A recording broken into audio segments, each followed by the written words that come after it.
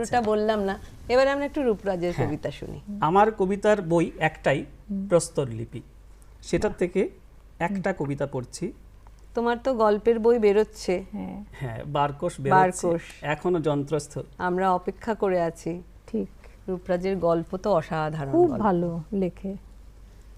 আচ্ছা, আমার কবিতার নাম হচ্ছে চোর ঢুকেছে মায়ের ঘরে। শূন্য ঘরে খিল দিয়েছ, চোর ঢুকেছে মায়ের ঘরে। সারা উঠোন কাদায় ভরা, মায়ের ঘরে সন্ধ্যা প্রদীপ। চোর ঢুকেছে মায়ের ঘরে, কবচখানি শূন্যে দোলে। অশ্বমেধের ঘোড়া নিয়ে 10টি চক্র খুঁজে আনো। চোর ঢুকেছে মায়ের ঘরে, গেলাস ভরা বুকের ঘামে। কাঁধে ঝোলে জোড়া ধনুক, মায়ের চোখে হলুদ আলো। দুধের শিশু মায়ের ঘরে, নাভির সুতোয় নৌকো বাঁধা। হাতের রেখায় দিনের আয়ু, বীজগুলো সব লুকিয়ে রাখো। ছোট্ট স্রোতে প্রাণের জোয়ার, 3খানি চাঁদ খাটের নিচে।